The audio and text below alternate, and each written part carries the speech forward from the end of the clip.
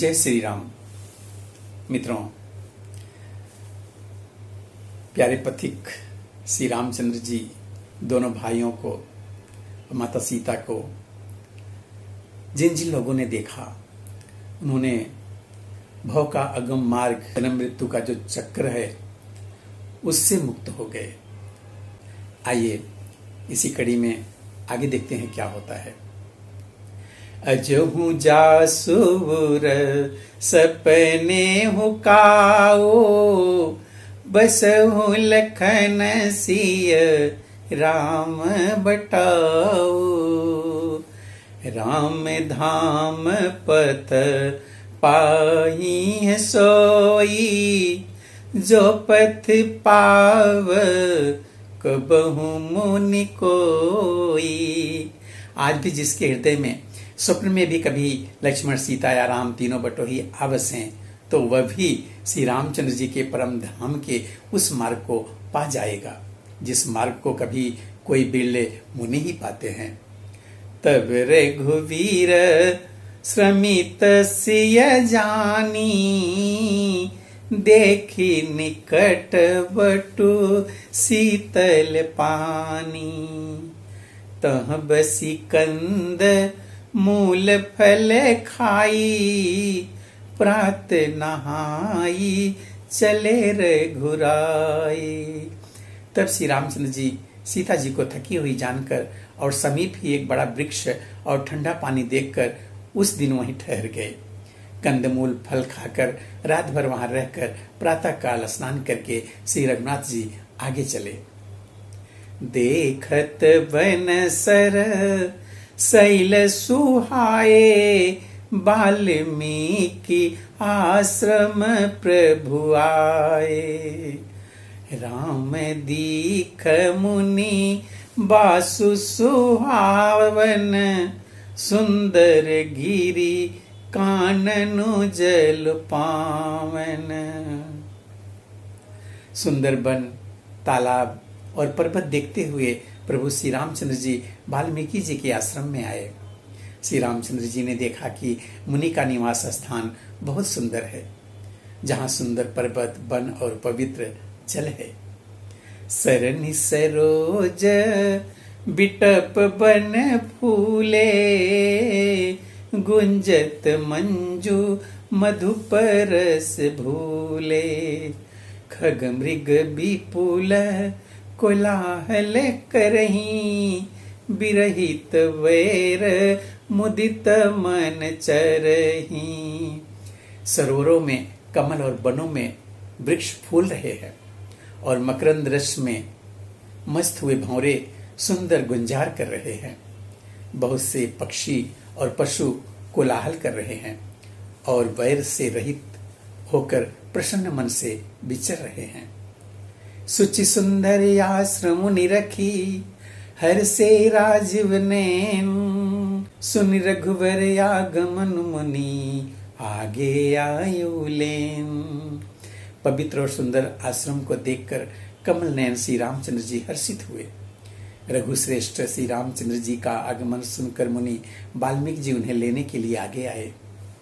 मुनि कहूँ राम दंडवत कीन्हा, आशीर्वाद विप्रवर दीन्हा। देखी राम छवि नयन जुड़ाने, करि सन्मानो आश्रम ही आने। श्री रामचंद्र जी ने मुनि को दंडवत किया। विप्रश्रेष्ठ मुनि ने उन्हें आशीर्वाद दिया। श्री रामचंद्र जी की छवि देखकर मुनि के नेत्र शीतल हो गए। सम्मान पूर्वक मुनि उन्हें आश्रम में ले आए। मुनिवर यतिथि प्राण प्रिय पाए, कंद मूल फल मधुर मंगाए। सिय सौमित्री राम फल खाए, तब मुनि आश्रम दिए सुहाए।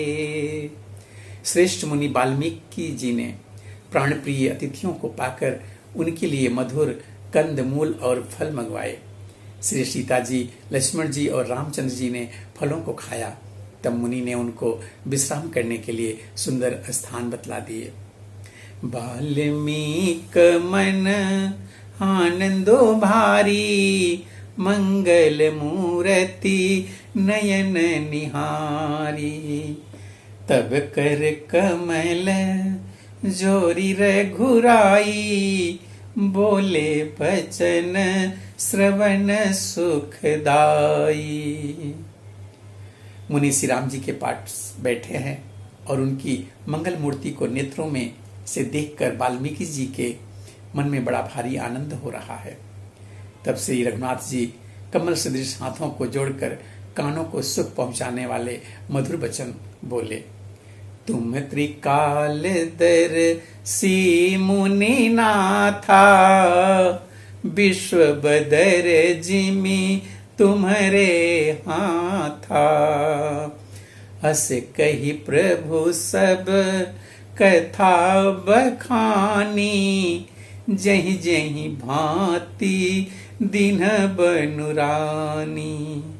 हे मुनिनाथ, आप त्रिकालदर्शी हैं। संपूर्ण विश्व आपके लिए हथेली पर रखे हुए बेर के समान है। प्रभु श्री रामचंद्र जी ने ऐसा कहकर फिर जिस जिस प्रकार से रानी कैकेयी ने वनवास दिया वह सब कथा विस्तार से सुनाई। तात बचन पुनि मातु हित, भाई भरत यस राओ। मो कहूँ दर्श तुम्हारे प्रभु, सब मम पुण्य प्रभाव। और कहा, हे प्रभु, पिता की आज्ञा का पालन, माता का हित और भरत जैसे स्नेही एवं धर्मात्मा भाई का होना और फिर मुझे आपके दर्शन होना, यह सब मेरे पुण्यों का प्रभाव है। देखी पाय मुनि राय तुम्हारे, भय सुकृत सब सुफल हमारे।